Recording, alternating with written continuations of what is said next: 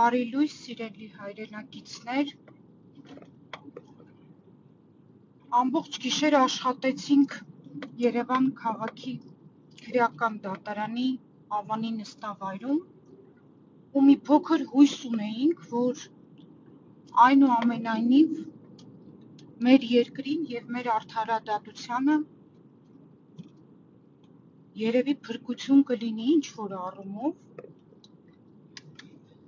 սակայն քիչ առաջ հրապարակվեց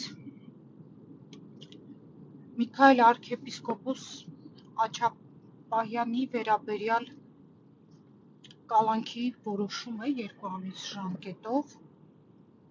ասել, որ ես հիասթափված եմ, նշանակում է ոչինչ չասել, այսպիսի իրավական խայտառակություն, այս մակարդակի ոտնձգություն երկրի արդարադատության համակարգի նկատմամբ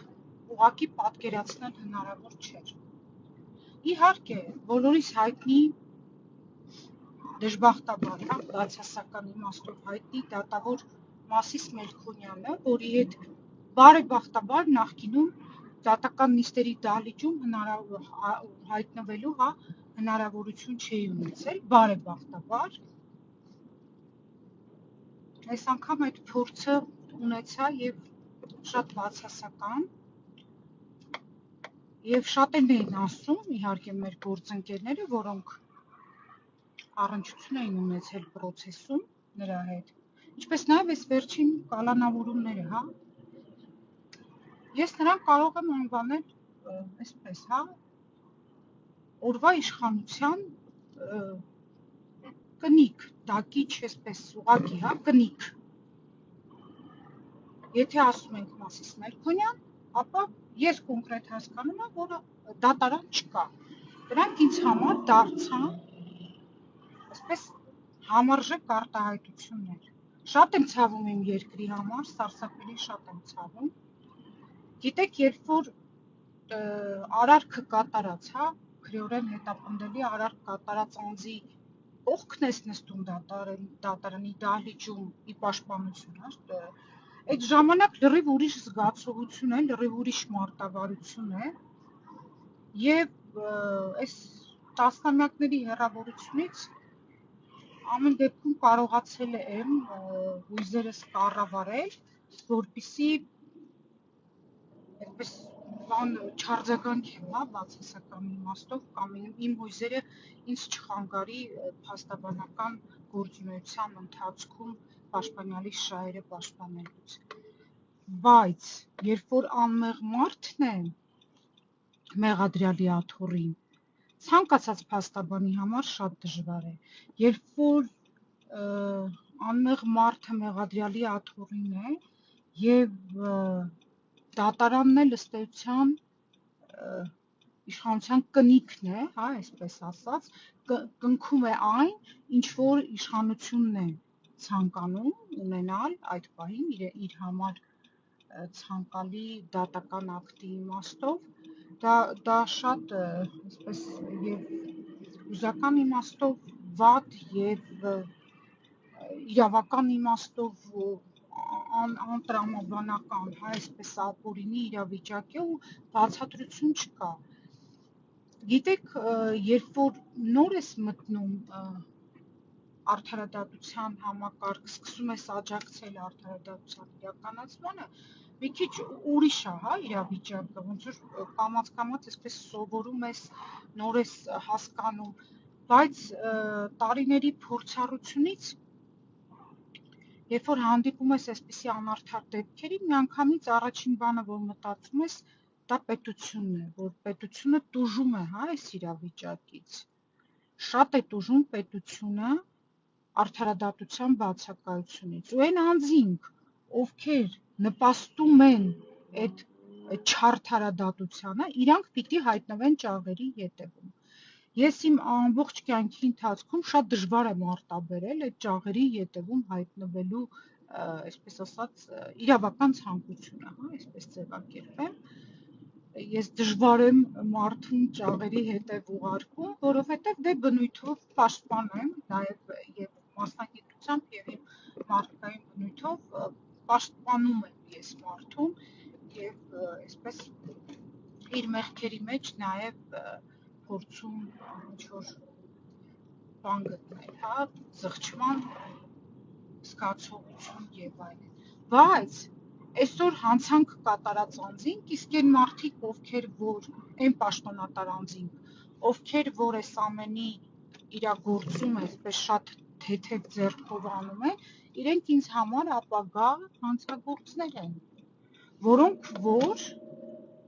հայտնվելու են նույնպես այդ ճաղերի ետևում։ Միակ նախապայմանը,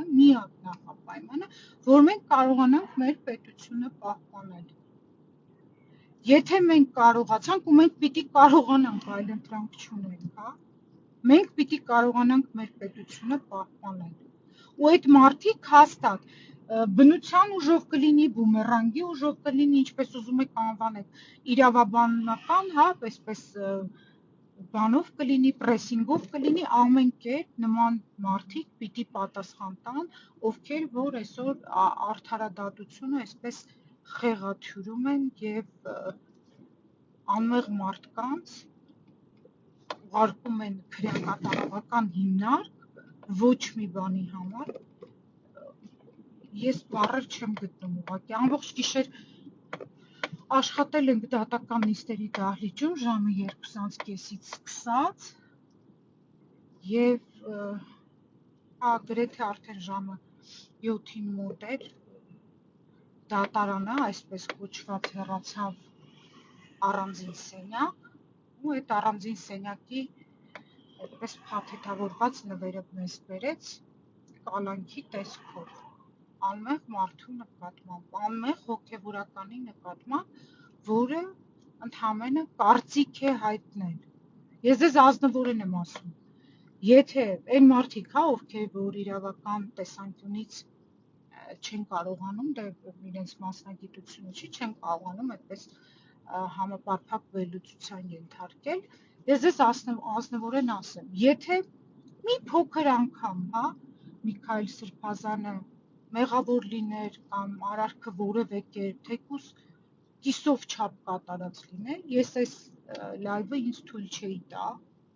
անկեղծորեն, որովհետև երբ որ գիտես արարք կատարած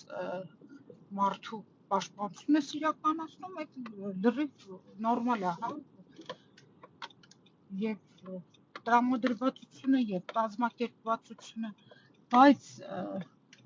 այսպիսի իրավիճակ, որ լրիվ անմեղ մարդու նկատմամբ, դա իհարկե անթույլատրելի է։ Եվ մենք պիտի ամեն ինչ անենք, որպեսզի պետությունը պահպանենք, նախ պաշտպանենք, հետո պահպանենք, ու նաև փորձենք ունենալ դատարան։ Հակառակ դեպքում մեզ նենց քաոս է սպասում, որ ուղղակի չեմ էլ ուզում արտաբերեմ։ Բողոքը անպայման ներկայացվելու է իհարկե, պարտադիր, վերաքննիչ բողոքը նկատի ունեմ։ Ու տեսնենք, այնտեղ էլ գիտեք, որ ունենք, հա, Մասիս Մելքոնյանի կրկնօրինակը։ Այդպես, սիրելի հայրենակիցներ, ուղղակի ուզեցա ձեզ